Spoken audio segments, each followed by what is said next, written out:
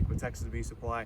You guys have probably taken one of our classes with Janet Rowe or James and Sherry Elam, and we wanted to make this video because sometimes folks can't always make it out into the bee yard. They don't have the time, or it doesn't work with their schedule, or if it's a rainy, cold day when we do the classes, or like right now we're in the middle of the COVID-19 crisis, and so we can't always take folks out into the bee yard. So we wanted to make a video where we walk you through a beehive virtually, so you can have hopefully a similar experience without actually being in a group and going out into the beehive. So we're going to do this just like we do in the class and take a walk through a real beehive and show you guys hopefully the queen, eggs, larvae, bees, etc. And if you have any questions, you're welcome to reach out to us, and we're sorry that you couldn't be in one of our class walks through the bee yard. So when you go into a beehive, you always want to have your smoker, and you've taken the class. We talked about the importance of the smoker and your proper protective gear. Make sure you've got your proper gear on. Make sure your smoker is lit and puffing well before you go into the hive. A mistake a lot of beginners make is not lighting their smoker properly, and by the time they get to the bee yard, the smoker's not lit anymore, and then they try to go through the beehive anyway. Unfortunately, no matter how, even the most gentle breeds of bee in the world can still be decently defensive if you don't use smoke. So it's always important to use your smoker no matter what. So make sure your smoker's lit well, and I always like to look at the entrance of the hive first. This one's a little dark, so it may be hard to see, but I like to just watch the bees coming and going for a minute. And you can often see pollen on the bees' legs. You can see the bees fanning if it's warm. You can see guard bees, and it's pretty fun just to sit and watch the entrance of the hive and what's going on, and the bees coming and going. But I usually watch that for a second and see what's going on there, and then I give it a gentle puff of smoke, usually 5 or 6 puffs of smoke. You don't want to over smoke them, you just want to get those guard bees at the entrance to go inside, and it starts the hive, starts calming the hive down. Next, we're going to take off the lid. This particular hive has 2 boxes, but it doesn't, all the principles still apply, whether it's 1 box or 2 boxes. But we take off our outer cover. It might be stuck a little bit, so we have to give it a bit of a pull. And then you'll often have bees on the inner cover. You may have a few bees on the lid, that's okay. I usually just leave them. The lid makes a pretty convenient seat. I usually utilize that. So the bees on the inner cover aren't much of a problem. You're probably going to need, if your hive is, especially if it's a year old or a few months old, the bees are going to build all this burr comb, is what we call it, to kind of glue everything together. And that's normal. You can scrape it off. I usually just leave it unless there's so much of it that it's in the way. Because if you scrape it off, the bees are going to build it back. I mean, these are their ladders. And so they build this burr comb in between the frames, in between the lid and the frames, in between the boxes, and these are their ladders to get up to the next area. So if it's excessive, I remove it, but otherwise I typically just leave it. You can see on the edge of this box, this is actually propolis, the glue in the beehive.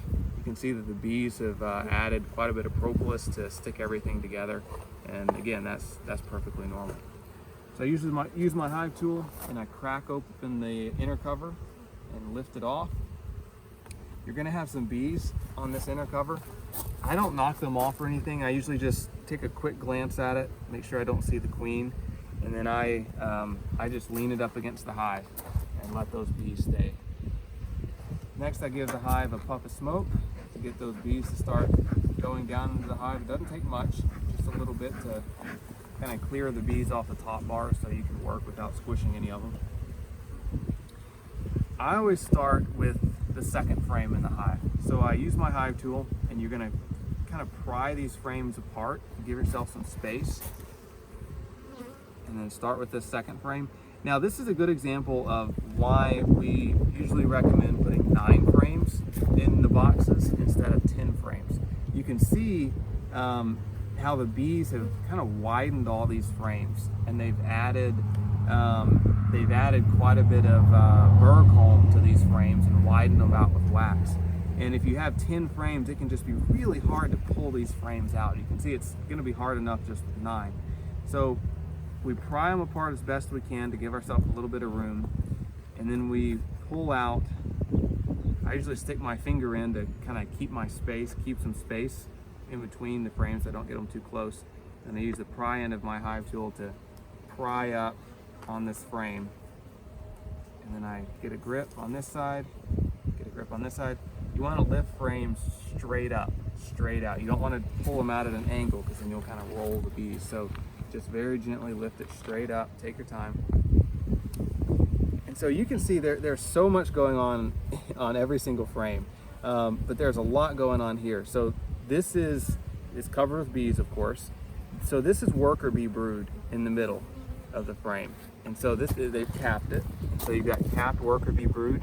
Let me clear some of the bees out of the way. So you can see this capped brood right here. Now these down here, this is drone brood. So you can see it's much larger, kind of more bullet shaped, much more irregular. And that's the drone brood. This is your worker bee brood. These are queen cups. So that doesn't necessarily mean, you can see if we open it up, there's nothing inside of it. These are just what we call emergency queen cups. And so they've got them there in case something happens to their queen, they can start raising a new queen inside these queen cups. So nothing to be worried about. You can always kind of open them up and make sure there's nothing in them. But you know, they just got them there in case of emergency. Right here, you can see the pollen. See that yellow? It can be any color, yellow, orange, white, but you can see the bees have kind of stored a ring of pollen in this whole frame. And that's what they use, of course, to feed the baby bees. You should be able to see, and we'll find a better frame, but there's actually larvae kind of that they have not capped yet around the perimeter, but we'll find a better frame and show that to you. We also got, let's see, what else do we have? We have some drones. So here's a drone right here. See this guy, look at the eyes. Oh, there's two of them actually. You can see how big the eyes are on a drone compared to the worker bees. And they're quite a bit bigger than the workers. So you'll see lots of drones in your hive. That's perfectly normal. You've got just a little bit of capped honey up here. You can see that if we uncap it, you can see it's kind of liquid honey underneath. And this frame doesn't have a whole lot of honey. But you can see since we smoked the hives, you've got these bees and they're all drinking that honey because we gave them a little bit of smoke. You know, smoke causes bees to drink honey. And again, you can kind of see this beautiful ring of fresh pollen around the outside and a little bit of honey in the corners so the bees can make their food. So you can see on this side, pretty much the same exact picture. The bees have kind of run off the frame, but you can see this beautiful capped brood around the edge.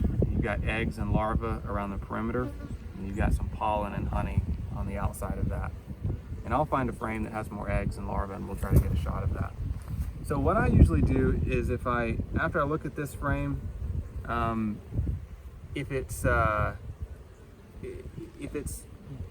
if I'm fairly sure that the queen isn't on here, then I'll often set it aside, kind of up against my inner cover, so that I've got some room to work inside this hive, and I don't have to worry about crushing bees. So then I kind of go back to that first frame and pull it out, take a look at it. So this is a fresh frame that the bees have just drawn out, and they've already got brood in it. You can see there's a lot of brood around the outside. The center of the brood's already hatched out, and they've got some pollen there.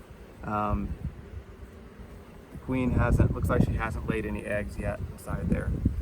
Here, the bees are just starting to draw this foundation out. You can see this bright, white, fresh wax, and the bees are just now starting to draw that out. You can also kind of see if you can see on the outside here, they've got some excess comb drawn out. That's really normal. You can smoke it and smoke the bees off and scrape it off if you want to, but I usually just recommend that if it gets excessive. So I put this frame back in and keep working. I typically have enough room now to access everything. So then you can just go through the hive one frame at a time, seeing what else, how much brood they have. This is another frame of brood. You've got some cat brood, and then you've got eggs and larvae mixed in. Again, lots of bees, lots of brood. And this is a really, really strong hive. I mean, this is a hive that needs to be split quickly because they're on the verge of swarming. So don't be concerned if when you get your bees, they don't quite look like this. This is an overwintered hive that is 2 boxes full of bees and brood, and is again ready to swarm. So this is not something you're typically going to see your first year in beekeeping, right when you get your first hive. So we keep going through the frames one at a time. And the biggest thing I'm looking for is I'm usually looking for bee population, how many bees do we have in the hive roughly, and then I'm looking at how much brood they have. And that's a pretty good gauge of the strength of a hive. You can see this frame has a little bit more honey on the outside edges than the others. Just a tremendous amount of pollen that they're bringing in. And sometimes you can see they start filling pollen in empty holes where the queen didn't lay, and that's normal. See, we've got a lot more brood. Here's a drone that is actually just hatched. You can see how white and kind of hairy and white he is, and that's very normal. Bees are kind of white and hairy when they first hatch out, and then you can see compared to like this drone, for example, he's much darker and has lost a lot of that hair. So that's just an older drone compared to one that is just recently hatched.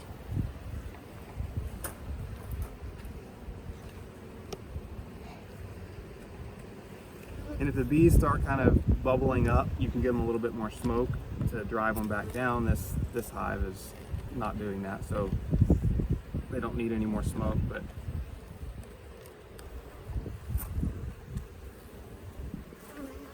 so we've got still more brood, some eggs and larvae in the middle.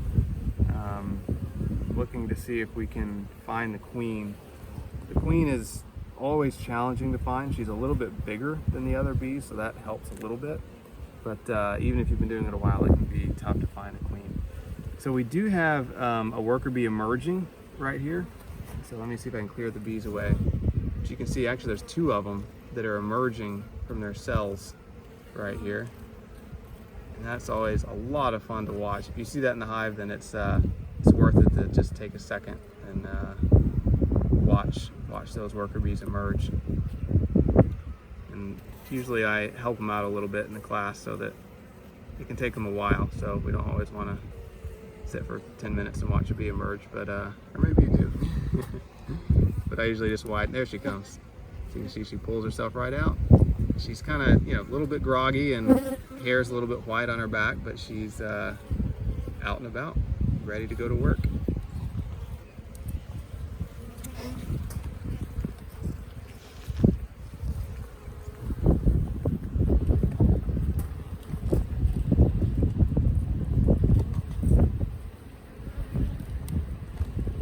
And you want to move the hive through the hive fairly quickly. You don't have to rush it, but you also don't want to spend, I would say more than 15 to 20 minutes ideally. I mean 30 minutes at the most going through a hive, just because that could start really disrupting the hive. This frame, you've got, again, a tremendous amount of capped brood in the middle. You got some honey on the outside, so pretty much more of the same on this side. Lots of drones. About 10% of the bees in a hive are drones, and that's normal and okay, so you should expect to see a fair number of drones. So now this is a frame mostly of just honey, so it doesn't have a whole lot of brood on it. This is getting to the outside frame, and so that's often just honey. Usually your brood is going to be in the center of the frame, in the center of the hive, excuse me, and then as you go towards the outside, you'll get into more and more honey. So I'm going to skip looking at those last frames. It looks like they're primarily just honey.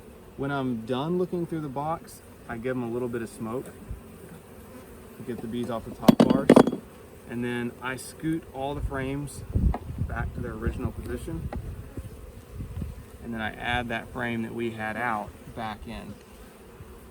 One thing that is important to keep in mind is that you always want to keep the frames pushed tightly together. So when you're done, push them tight from this side, push them tight from this side. If you leave a gap, the bees are just going to add burp to it, and they're going to forever widen those frames, and it's going to get too hard to work. So always push those frames tightly back together. And it's okay, you know, you can probably hear the bees buzzing around and see some bees buzzing around. That doesn't mean that they're upset. It doesn't mean that they're defensive. There's just probably 60,000 hot bees in a hive, and so there are going to be some bees buzzing around. You can always give them a little bit more smoke, but you don't want to over smoke. If you smoke too much, then it's really almost going to upset them more. And so just give them a little bit of smoke. We're going to go down to the second box and see if we can find a queen. So we crack those two boxes apart.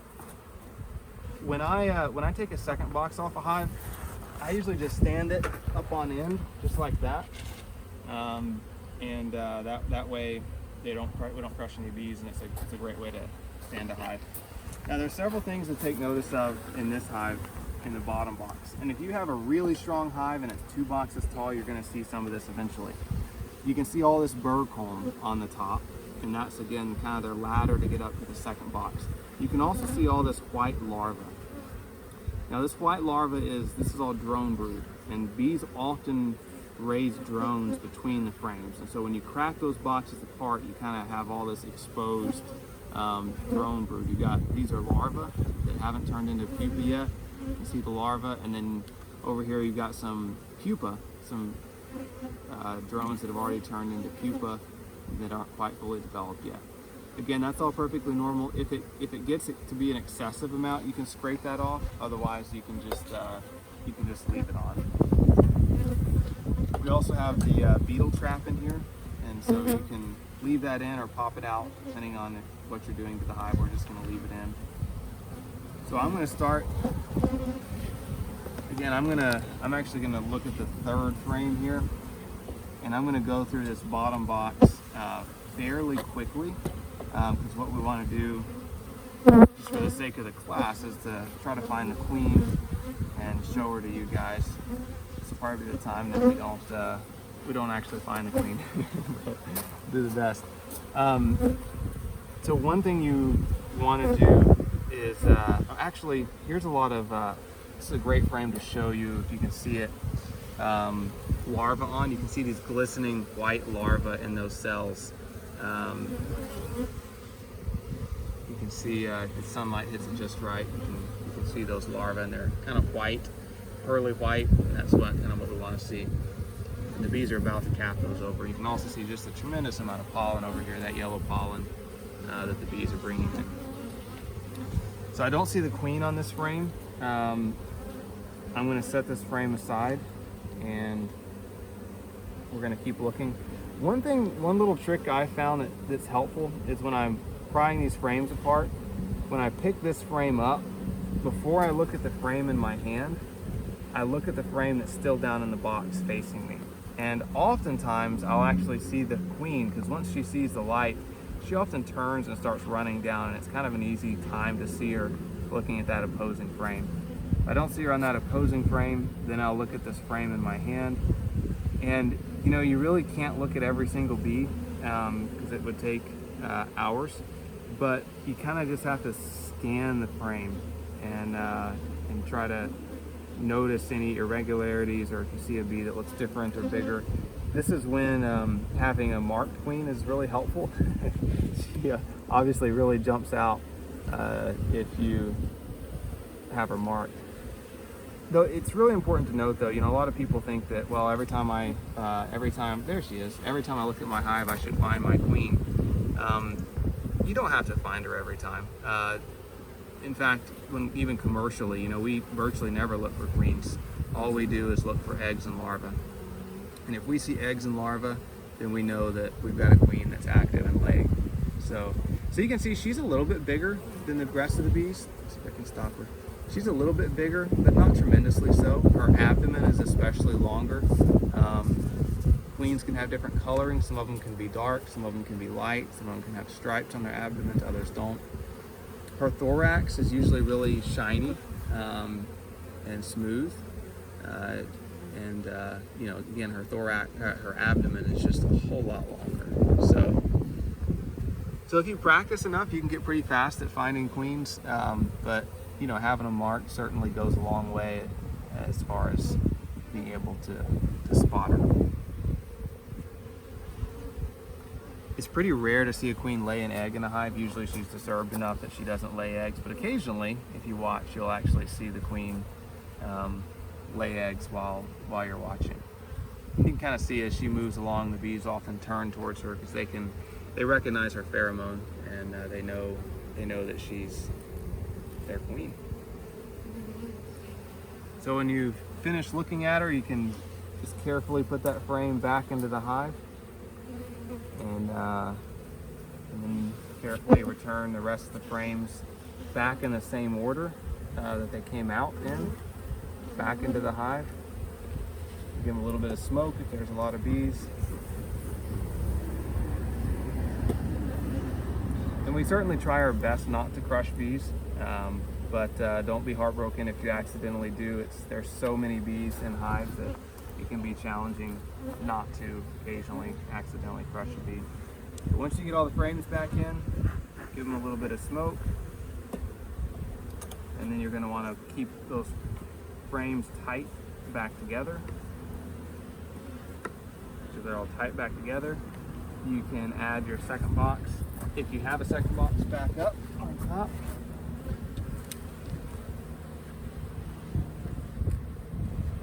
And then put your inner cover on. And you're all done. If you guys have any questions, feel free to reach out and let us know. We appreciate your time. We're sorry you couldn't make it to our class, but hopefully you can come back to a follow-up class and take the real-life experience. In the meantime, let us know if you have any questions, and we appreciate you taking our classes. Thank you.